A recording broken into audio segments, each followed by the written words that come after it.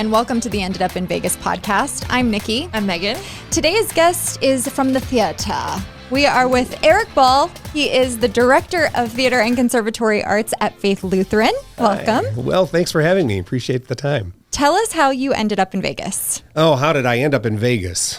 Well, I was brought here in a tornado like Dorothy and Oz. No, it's actually a really interesting story because I'd never been to Vegas before, and I came out here to attend somebody's wedding. And it was like, you think of Vegas and you hear about Vegas, you see it in the movies. But, back then, this is 24 years ago, I didn't know what to expect. And what I was surprised by, you get all the bells and whistles that you see on TV in the movies, but what I was surprised by was the amount of opportunity as far as culture. There was a lot of shows playing on the Strip. There was an awful lot on the backdrop of Las Vegas that nobody talks about. Mm-hmm. And I thought to myself, my next stage of life, what am I going to do? I was living in Michigan at the time, and I'm going, ew. I need to figure out what I'm going to be doing next. And so what I did is I kind of did my homework, and I tried to figure out what was Vegas like in the grand scheme of things. You have New York, you have LA. At the time, I was a budding actor trying to make his own, and it's a hard industry to kind of bust into, especially at that age. So I was kind of wondering, what was going to happen. And I found, at least, and at that time too, it was kind of funny. I took a side job. I was a hustler back then, waiting tables. I was a coffee barista. We're all hustlers in our own right. Yeah, you gotta make ends meet. And I remember at the time I took just a side job directing a high school performance at a local school. Mm-hmm. And, everybody talks about how that one, you turn down a different avenue of your life and you never saw that avenue coming. When I was in high school, I was like, all right, can't wait to get out of here. See ya, never see you again. But when I took that side job, it had kind of unlocked something inside of me. I can't explain it. And I thought to myself, maybe I can do this acting thing and teach theater, because I was that untraditional kid. I was everybody's best friend. Solid C+ student, got a B on a paper. That stuff went on the fridge. And I thought to myself, well, maybe I could be that teacher that was different. Maybe I could be that teacher that offers a little compassion and a little bit of grace, and maybe is that soft place to fall for students who need, to find themselves a little bit. And so that kind of got the gears turning in my head about, possibly maybe I could, get my degree in acting. I was getting my degree in acting, get my degree in teaching out here at Vegas, and kind of maybe get my hands on some management out here and see what I can do and dabble around. And the transient nature of Vegas allows for such to do 1,000,001 things, which is kind of like how I work. And I thought, maybe it's a good fit. Mm-hmm. And at the very least, if I don't like it, I can go from there. So I found myself moving out here and enrolling in school. And I got a bartender job at the Motown Cafe. Now it's the ESPN Zone over at New York. And and it was crazy. I know all the Motown songs now, but it was great, and earned some money and found my place. Got a job as a coffee barista again, and just kind of muddled through a little bit. Eventually got an agent and a manager, and did some. Got industrial work, voiceover work, did some commercials and some, little spots here for industrial films. I think I'm on a training video for a Wendy's restaurant somewhere. Nice. It's super fun. But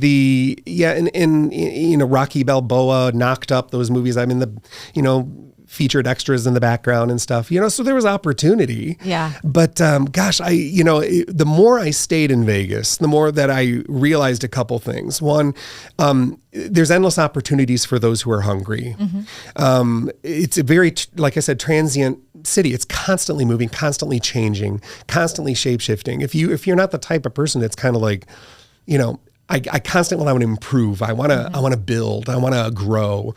If you're not that person, go find the middle of the country somewhere. That's great. Yeah. But Vegas is really an it's an opportunity waiting to be grabbed.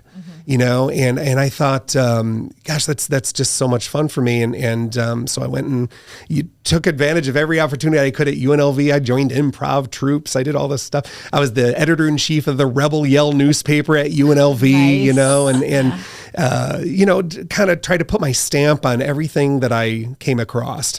And, you know, eventually graduated from UNLV with a teaching degree and found myself over at Faith Lutheran High School. And a friend had a student who was at Faith at the time. They recently moved over to the Wallapai Way location from the Robin Street campus. And they were like, gosh, I wish the theater program was bigger and stronger. And I was like, So I went over there and kind of...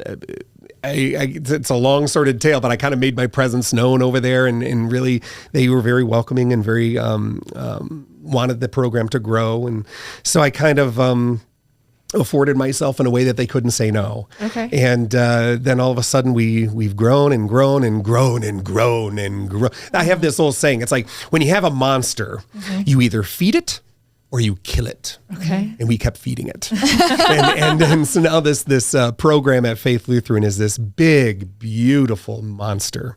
And so that's how I wound up over here. So how many kids are part of your program?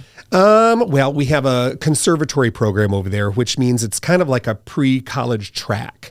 There's 5 disciplines of fine arts, you know, visual arts, vocal, dance, instrumental arts, theater, tech theater. And we put the kids who are interested in this situation where they have to audition, and then they're part of the curriculum. Their schedule becomes more of a kind of a gearing them towards what's going to happen right after high school, post high school, so they can not go to the next stage, but rather sidestep into the next stage. You know, we want them to be not just prepped for college. We want them to be immersed in what is to be expected prior to, so that they can just acclimate quickly. You know, the performing arts industry is fickle and tough and hard. It's a hard industry. It's unforgiving. And for those, you know, we don't expect every student that goes through Faith Lutheran to become Broadway actors and actresses. I mean, that's great. Become famous, come back, we'll name a building after you or something. I don't know. But it's more about creating better people.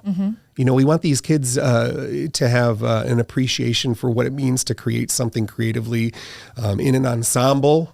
We want them to understand that art is a very important part of the world and how they contribute to that, whether it's in front of an audience or in camera or something, or if it's behind in a collaborative way. I mean, it's huge. I mean, I don't care what field you go into, you have to collaborate. You have to work with others. You have to bring something to the table. You have to be proud enough to make a point. You have to... and you can't be scared to do that. I think the world today makes it very easy for us to pigeonhole people into, you stay put, let me do my thing. And it's like you have to be willing and strong enough to have a voice. And I think that theater is a very fun, you know, you get to dress up and makeup and spotlights, and it's great. It's a great way to do that. And then from there, you know, high school is all about, you know, finding who you are. You know what I mean? And then from there, take it and apply it to something else. We hope that they're better people. You know, if they're going to be a weatherman or a real estate agent or whatever. I mean, I hope that they are the very, very best because they've learned how to creatively collaborate. You know, and I think that that's what I'm trying to do over there. And, you know, and I think in some weird way, we have about 120 kids involved in the theater program. Every given year, we have about 60 involved as a conservatory theater major this year. In the conservatory itself, we're looking at about 300 to 400 kids in the varying tracks that we offer. And so that's great. 2,000 kids overall at the school. So it's a big, beautiful campus. We hustle and bustle all over that place. And it's super, super privileged to work there. That's awesome. I think high school teachers and high school is such an influential time for kids. I know for me, there were a couple teachers that really influenced me, things I still carry with me to this day. So I think that's wonderful. Yeah. So what's the dynamic of teaching kids in a digital age where there are video creators and content creators and kids who think they know exactly how to do what they need to do to be famous on TikTok or make a reel go viral or whatnot? What's the dynamic of teaching What a great question. this generation of kids? I blame American Idol. It all started with American Idol. Seriously, there became this fascination with watching people who were just regular people, succeed and rise to the top. But then on the flip side of that pancake, watch those crash and burn. How fun is it to watch them crash and burn? Yeah. It created this kind of weird culture of, I need to be this, not this. But I definitely want to watch this. You know what I mean? And it's kind of like, it's weird and hard. Because there's something to be said about quality. There's something to be said about doing your very best work. But there's also this subjectivity that nobody talks about. Like, I'm very different from the next guy. What I bring to the table is different. I run into all the time, when people talk about theater in high school in Las Vegas, they're like, LVA. And I'm just like, yeah, LVA is a great school. It's a great school. It's not the only school. And Faith has a rivaled theater program that is not better, not worse, different. And I think that that's the point. I think that every student involved in theater brings something special. There's this old saying from the musical Shrek. It says, what makes you different is what makes you special. And so I always challenge the students. I was like, when you look in the mirror, everybody looks in the mirror in the morning and you go, oh, I hate this about myself. My hairline, my gosh, or my freckles, or how tall I am, or how fat I am, or I hate this about myself. When you look in the mirror like that, if you could figure out a way to love what's unique about you, that's what makes you different. I mean, technically, that's what's going to make you marketable then. Not everyone's going to get the lead. Why does everybody go for the lead? It's the spotlight and stuff. I think, if you go for the quirky next door neighbor character or I have this tradition of playing really dumb guys or really bad guys in the roles that I play. Okay. And I found after a period of time that that's what I play best. That's what markets my what I offer best. And I think that when we stop looking at, TikTok videos are great because they're super entertaining. Yes. But does it truly gauge the true value of what somebody's worth is? Arguably, heck to the no. Right. You know what I mean? We don't know what we're worth. We have to work hard to try to find and build. And then I think we surprise ourselves when we actually apply ourselves that way. And I think that it's a component of our world now, this whole digital world that we live in. I think we should not try to block it because it's immersive. Right. I mean, it's everything we do. Maybe try to leverage it a little bit into our advantage. Maybe use it as a gateway thing to get kids more interested, and then say, okay, now that you're here, now that you're interested, what can we do with it? Because you are special. You are different. You are very different than everybody else. Let's figure out how we can market that so that you can do work, have fun, and contribute to the world. You know what I mean? It's like, if we can figure out a way to do that through any medium, whether it's TikTok or American Idol or whatever. I mean, that's I think the goal in performing arts in the industry today. I mean, otherwise it's just making a mockery of something for the sake of ratings. And I fear that there's a lot of that nowadays. And yikes, I remember we have a friend who made it, to the very, very final stages of America's Got Talent. Okay. And we were watching the shows and cheering along and had little parties. It was great. It was wonderful. But then, casually, years later now, talking with them casually, they were like, yeah, it's not what it appears to be on TV. They pull you backstage and they say, okay, we're going to film you. Okay, we're going to film you again. Now, this time I want you to be sad.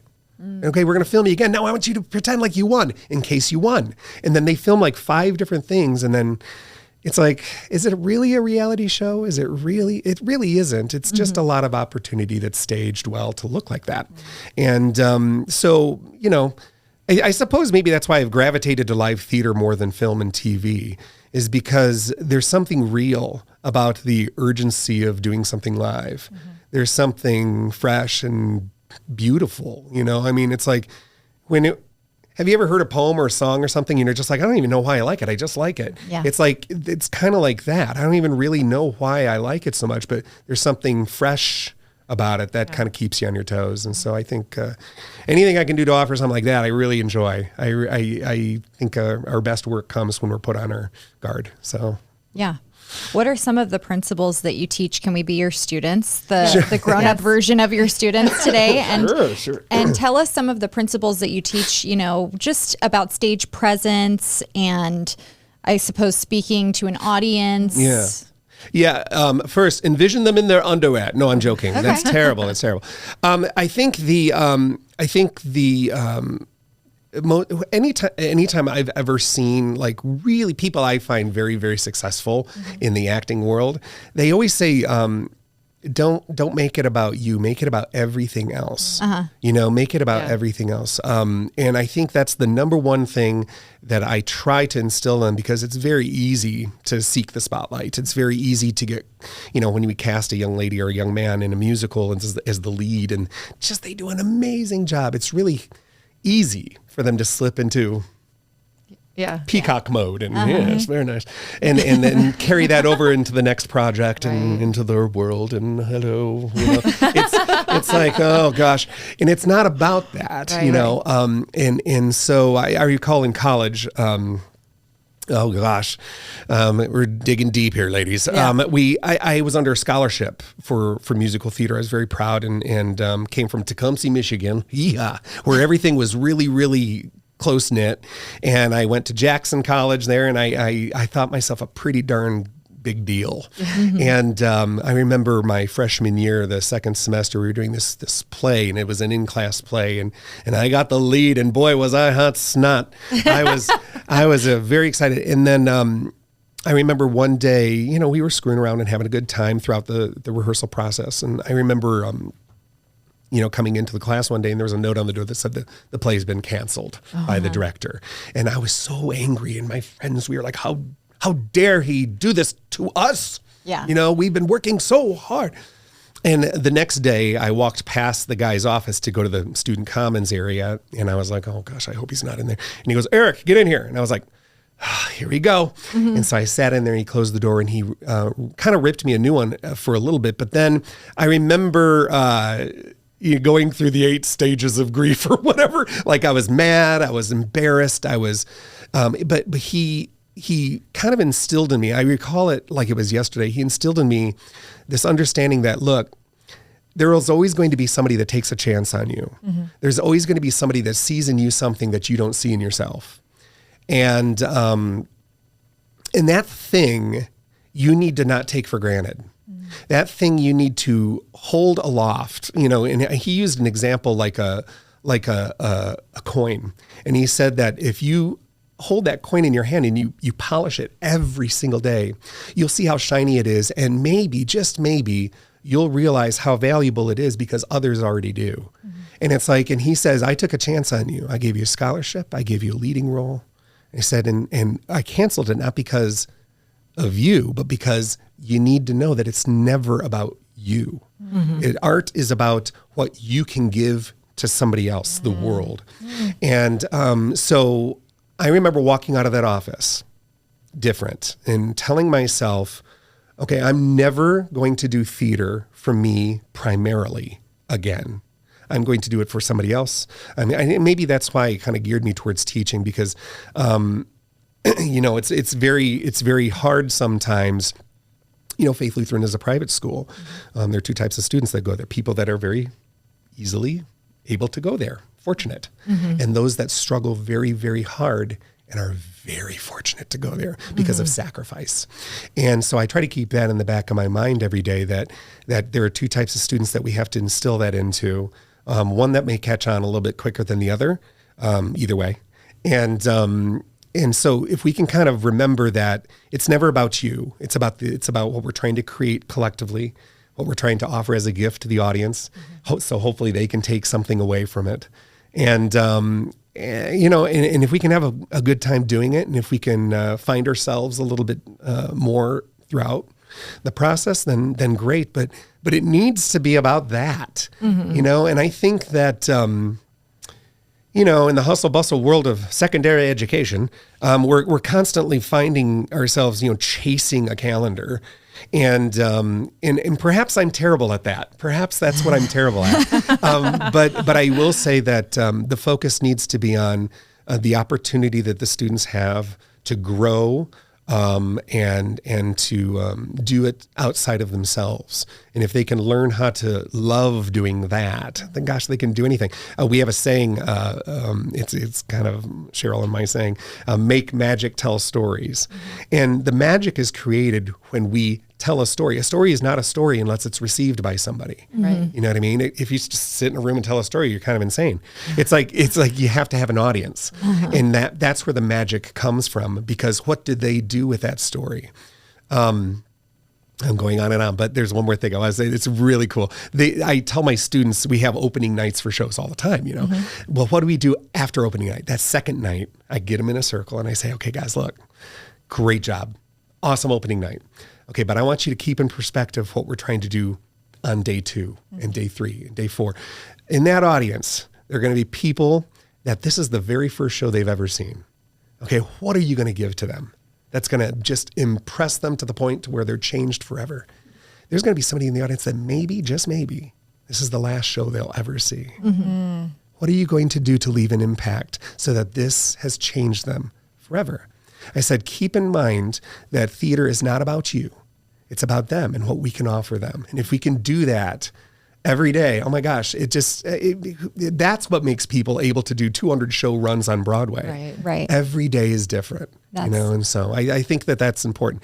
And I like to think that the students at the school really wrap themselves around it. So yeah, that's so inspirational. And you mentioned Cheryl. She is our in-studio guest. You cannot see her. She is Erik's girlfriend. She's sitting in with us.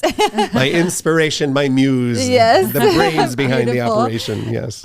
So is that the message that you want your students to leave with when they graduate? Is what you just said? Yeah, make magic, tell stories. But also never try to always do theater for somebody outside of yourself. Mm-hmm. Try to, I always use the example of a weatherman. I don't know why, but if you decide to do a theater or a weatherman or politics or go into law or be a doctor or whatever, there's always going to be that avenue of your profession, what you afford your heart to every single day, that you're going to have to connect with somebody.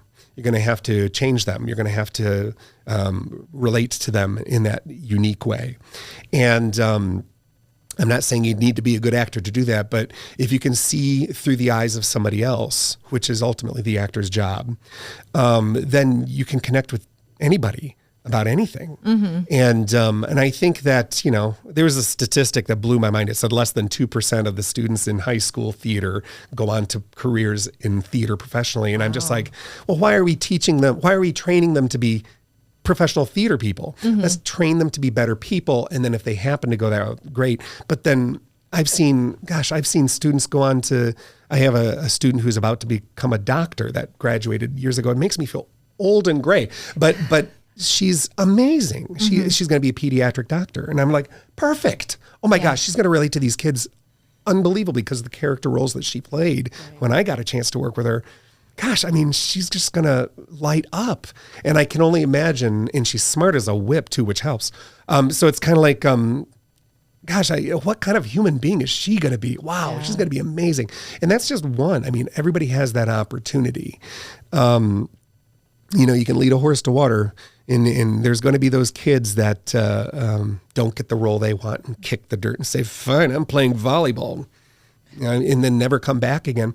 That's always going to happen. Mm-hmm. But if you continue to offer and continue to try to lead by example, which is what I try to do, then maybe they will take the ball and run with it. Yeah. I think that so many people, including ourselves, like we suffer from this imposter syndrome or lack of confidence. Like this is a widespread issue I think that most human beings deal with. So how do you teach someone how to get past that? I mean, we're not in a theatrical space, but as real estate agents or anybody who owns their own business, we're expected to be on social media, to be talking, to be educating people. And it's without that background or, you just don't show up because you don't have any of the skill set or confidence to get your face in front of a camera or something like that. So like, what are some of the things that you think it could help people in that? Can I tell you one that's really, really easy that you two do amazingly well? Okay. You look me in the eye. Oh, Do you know how many people don't look you in the eye nowadays?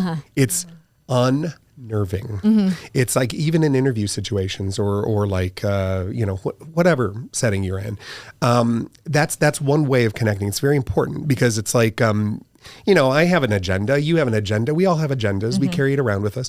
But that's where real comes from because it's, I genuinely appreciate being here. I genuinely want to tell you what I think. And it, that connection creates this kind of partnership so that we can genuinely create something. We can genuinely have this podcast. We can genuinely, create a crazy tap number in the middle of Crazy for You, the musical. We can, how do you make that not just a tap number, not just technically tap here, tap there, shuffle the buffalo off the stage left. How do you not just make it about technically doing something? And I think that is an easy way to just make connections. The other way is to be honest. There's so much about my past and so much about who I am that I wish was a little bit different because I wish it was shinier or a little bit more hair up top or a little bit more, I wish there was something about myself that was different. I think that being true to who you are and honest about the way the world works, we all got like low blowed at COVID. Oh my gosh. We all went to our knees when COVID happened. And what do we do now? I think it's okay that we all admit, we are working hard to just get back to where we were. I mean, I think that's okay. I think that it's okay to say that this isn't going to be my best work. This is going to be, I'm 80% today, folks. You're going to get the best 80% you're going to see. It's okay to be that way. Right. And I think that that whole what makes you different, what makes you special mentality is what helps connect. I use the example of Disneyland. Disneyland is super fun. Everybody loves Disneyland, right? I mean, what's your favorite ride at Disneyland? Like Space Mountain. Yeah, Space Mountain, for yeah. Sure, especially when it breaks down and you can see the inner workings. Right? That'd be great. It's so true. But so it's like I love Disneyland in general because I've been there many, many times. But every time I go and I walk through that gate and I hit Main Street, it's just special. It's different. Sure. And the reason why I think it has such a magical effect to us, unlike other theme parks and stuff like that, is because everyone signed up for it. All the workers, all the janitors, all the stuff, they're on board with this Disney concept of taking care of the guest, making sure everybody's happy, making sure that you are on for the sake of the guest. And it's like, I remember taking some kids there on a field trip once and we were waiting in line for Soarin' over California or Soarin' America or whatever it's called. Second favorite ride. Yeah, love that one. Love it. And big long line. It was really hot outside and we were sitting there watching this maintenance worker plant flowers in this little pot pot down here. And we were just talking to him, because he was super friendly, And we were like, hey, any chance you can get us to the front of the line? Hey. And he unlocked the thing and said, come with me. And he brought 12 of us to the front of the line. And I was like, you can do that? And he goes, that's what we're supposed to do here. He goes, there's a certain advantage that we have that we can kind of help make an experience for a guest magical. Yeah. And we can do that every now and then. And I don't know, I think that when you create a partnership, I just met you and you guys are lovely. But if we have this partnership now, so I want to make this is the best podcast you've ever done. Yes. So it's kind of like now because we've connected, we can work in partnership. And I think that, oftentimes in theater, you don't get to choose who you work with. I mean, if I'm auditioning for Romeo and Juliet, I don't get to pick my Juliet.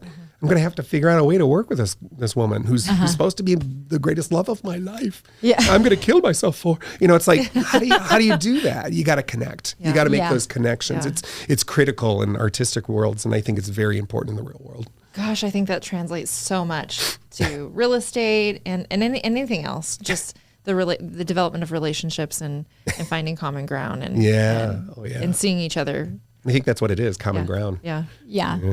I think those are brilliant answers. And I've actually been told before, like someone's told me, Nikki, you know that you intimidate people because you look them in the eye. And I just think that that's so crazy because that is how you feel someone's energy and you're able to connect with them and see to their soul, not just the facade that carries their soul. Yeah. And it may speak to the fact that people don't do it often enough too. Yeah. You know what I mean? It's like, interesting. you walk down a high school hallway nowadays and it's a bunch of people with that. Yeah. Because God forbid you smile. Yeah. That like shows weakness. That's like my new thing. And not like it's super new, but like anywhere I go, I walk, I'm always like smiling, saying hello. Like it's like, and just in like the last year, like I'm making a conscious effort because you can get caught up in like your own head and thoughts. And then, there's a missed opportunity to just spread some like joy to people that are around you. So I think people are sometimes surprised. You never know what kind of impact you're going to make on someone. It's like, it's huge. Yeah. I wish Vegas were like Disneyland more, where it used to be like, oh, we want to get the inn, like, somebody, like we got to go there. There you go. What's been your, what spots in town have you favored while living here? What side of town do you live on? Oh gosh. Well, I live in Henderson.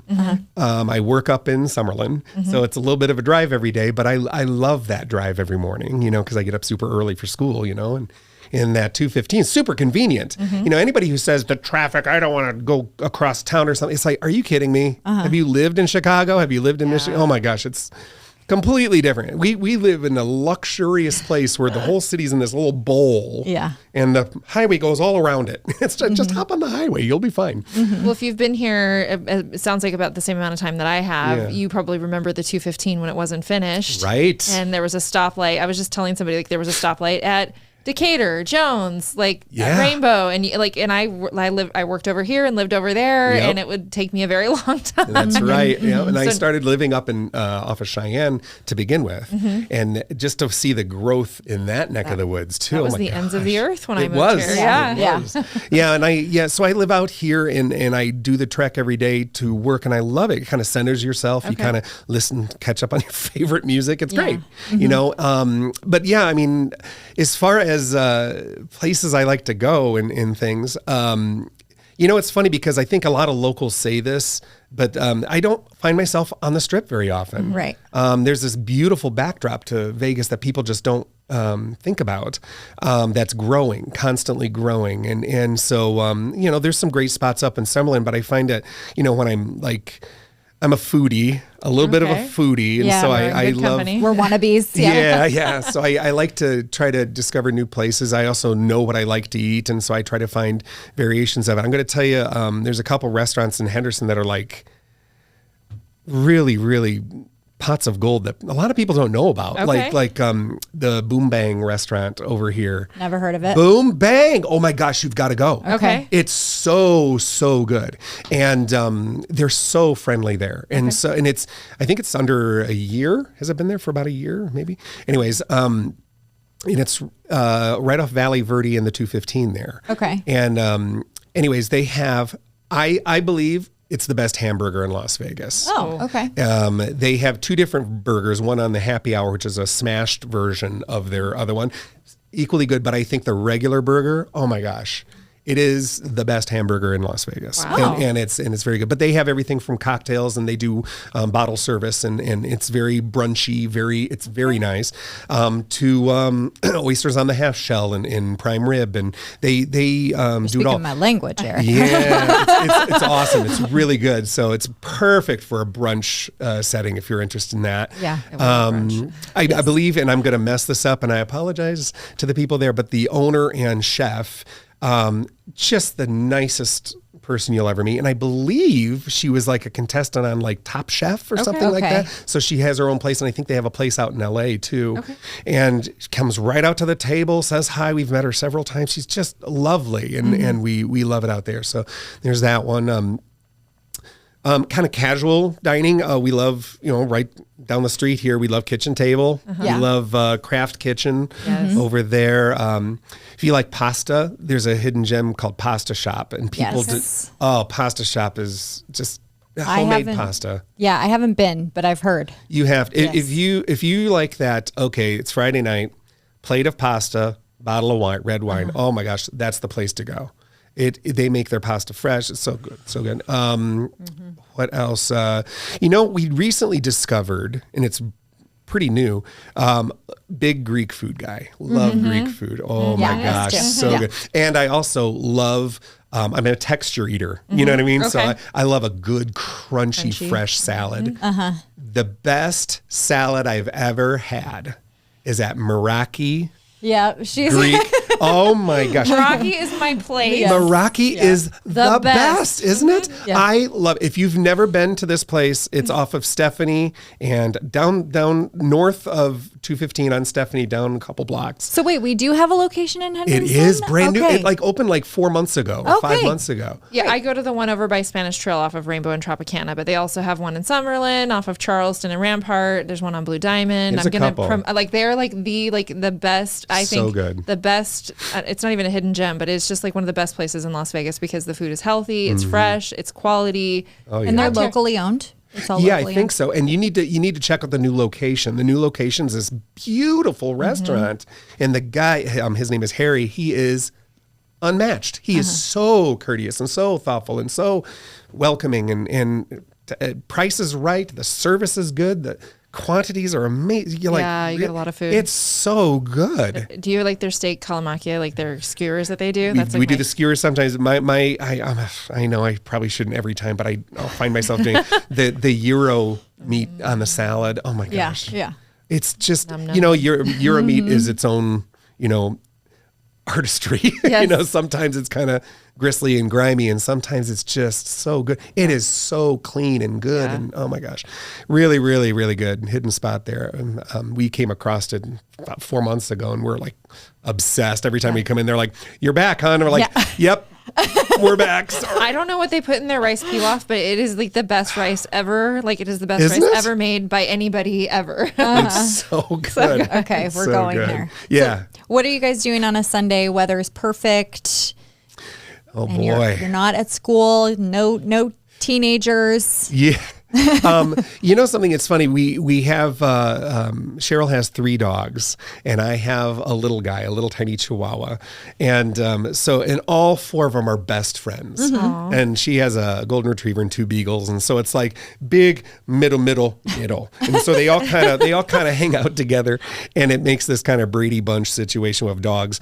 And so we've kind of post-pandemic become big time walkers. Okay. You know what I mean? So it's every night we go for a walk, and Cheryl's amazing at finding these trails and parks and stuff. And so Sunday on a beautiful day, oh my gosh, we would take those puppers and we would find one of our favorite little parks, and we would make that walk mean something. Yeah. We would discover things. We would let them smell every little stone and path, and we would turn that walk into a meal. Yeah. We would just really probably do something like that, and probably catch a meal somewhere, and then try to relax and head back. The very nature of doing theater. Anybody who does theater, I hope, would agree with this, that when you're passionate about something you love, you find yourself not working. You find yourself loving instead.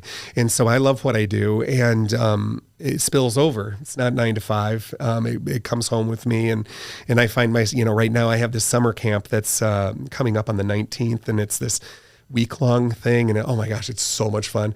And it is villains themed this year, and so trying to find those antagonists, and are they really evil or are they just misunderstood? Ooh, it's just so much fun, and I find myself wrapped up in it.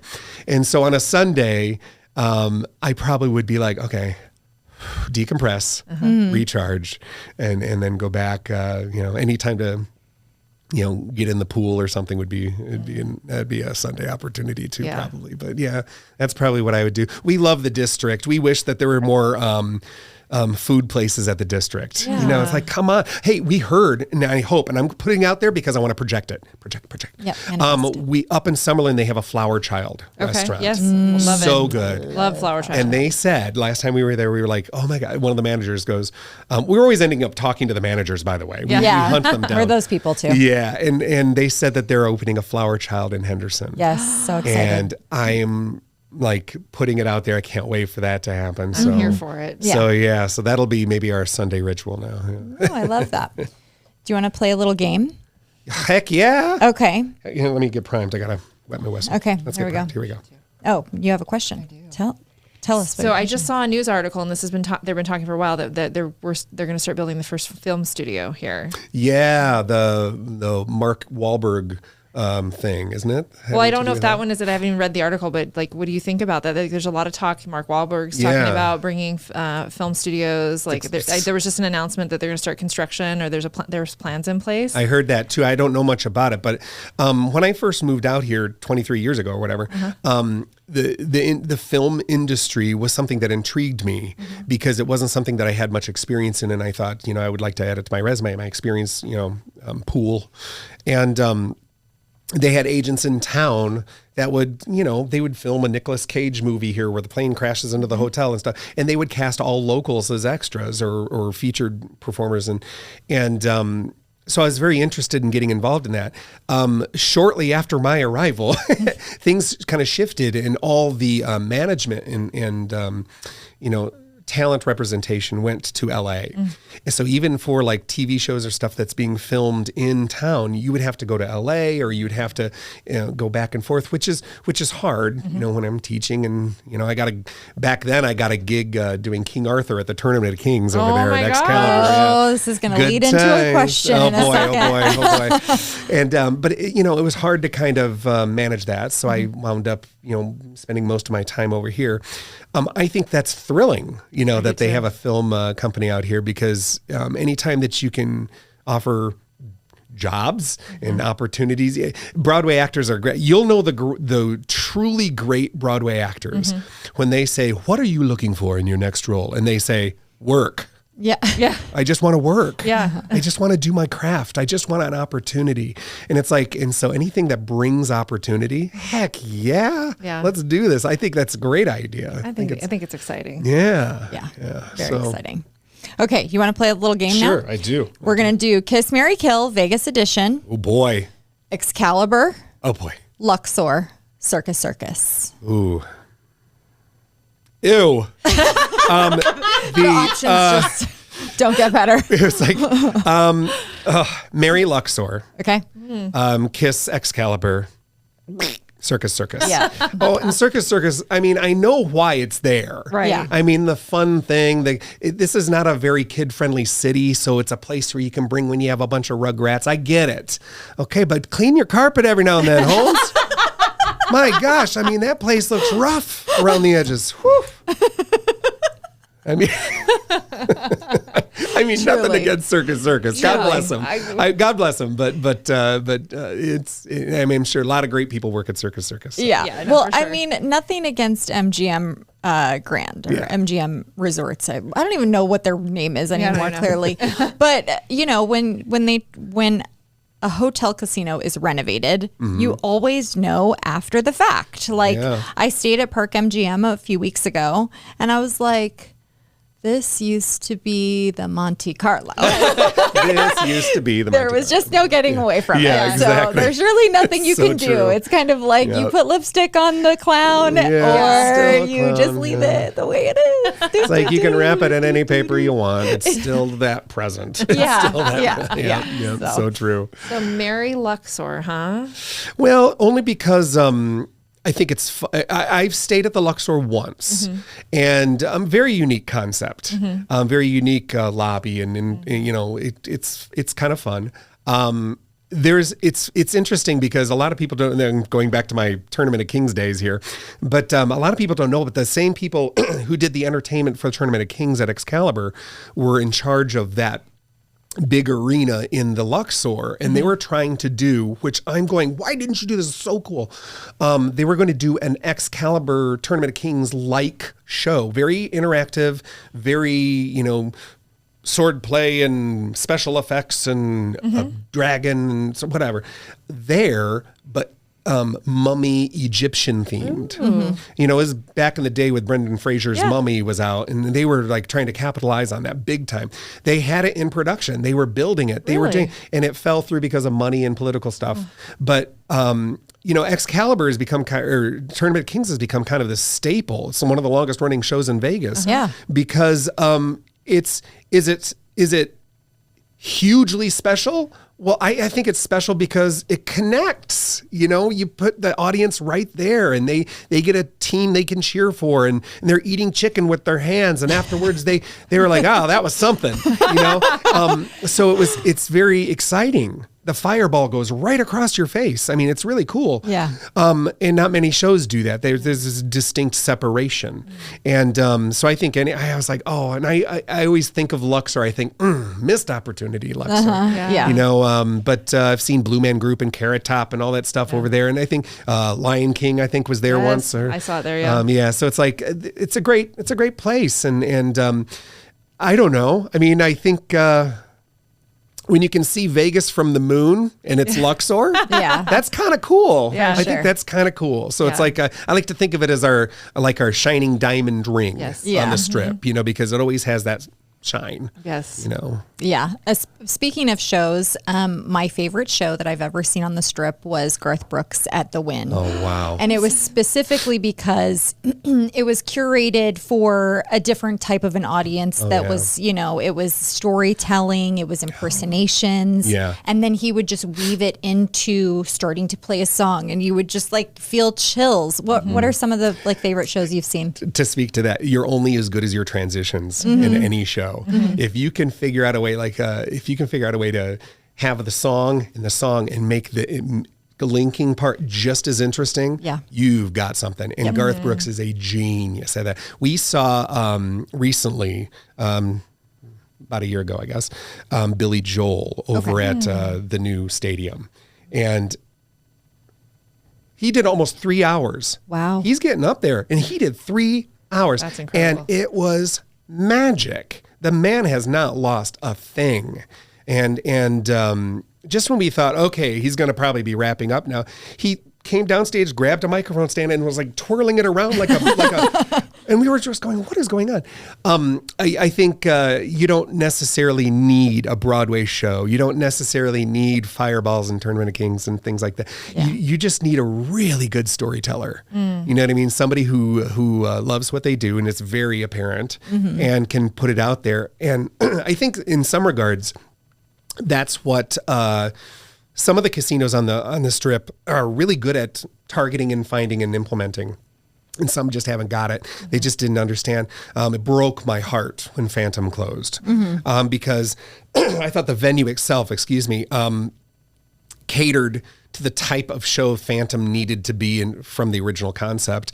And any time I had a visitor come to town, I must have seen that show 15 times. And I would take it to them because whether they loved theater or not, they were like, holy cow, they were just caught up in it.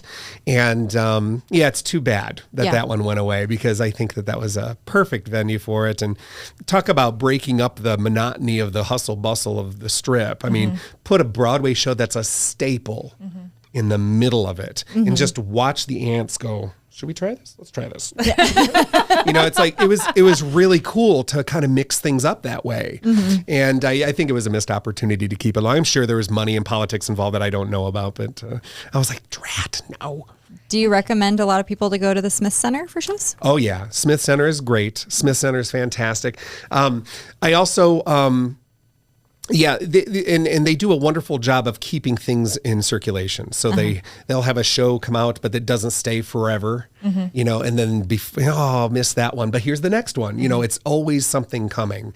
And then they have that beautiful cabaret stage next door. There's always something going on in there. Huge.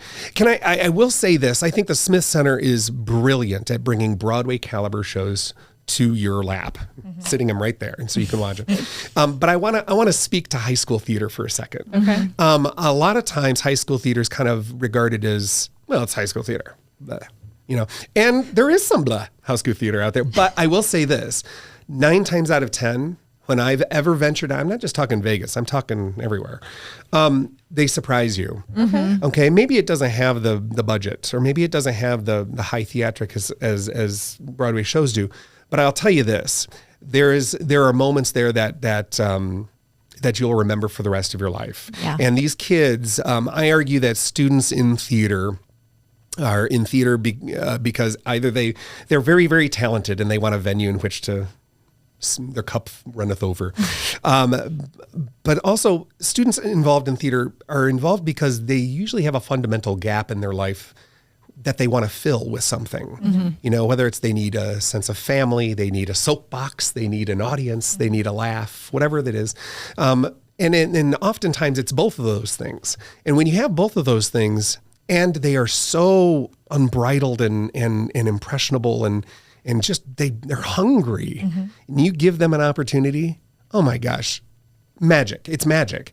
And so I'm gonna say, look, it doesn't take a lot to get out of the house. When you get out of it's so easy to just stay home. Yeah. Netflix, it's so easy to just stay home, park in the parking lot and the Taco Bell, and you got your TikTok here, and you got, that costs nothing. Yeah. To actually get up and go to a show, it's a big deal. And so when you go to the Strip, it's expensive. When you go to the Smith Center, it's expensive. I'm going to challenge Las Vegans and Hendersonians to go out to high school theaters productions, because there is something special there. And I think you'll be very surprised. I just celebrated my 20th year teaching, and I'm keep looking forward. And I think that's part of it. I think it's just every year's different. Every show is different. Every batch of kids is very exciting and different. And it makes me very happy. It makes me very fulfilled. And I think that holds true for the audience too, the patrons. I hope they feel fulfilled anyways. Are Faith Lutheran's program they're open to the public, or are they? And how do we and our followers find? Sure. Well, Faith, and I can only speak to Faith Lutheran. I'm a little biased. I like Faith Lutheran's best. But yeah, there's plenty. I'm sure the school websites, any school, you can get tickets off their website. But faithconservatory.com is the ticketing site for Faith Lutheran. We do in the upwards of 5 to 6 shows a year, middle school and high school. This upcoming year, we have 2 giant musicals that we're doing. One's a high school and middle school musical mix. And it's Anastasia, the musical. And then in the spring, we're doing Chicago. Ooh, so big, giant Very musicals. Good. We're going to have so much fun, and a whole bunch intertwined, a whole lot of opportunities. So yeah, hope to see you there. Yes, we will be there. We will most definitely be buying tickets, and we will be there. Yeah, thank you so much for coming on our podcast. Oh my gosh, this has been great. I love it. Such a pleasure. Yeah, nice to meet you both. Yes, it was so nice meeting you. Thank you so much for coming. My pleasure.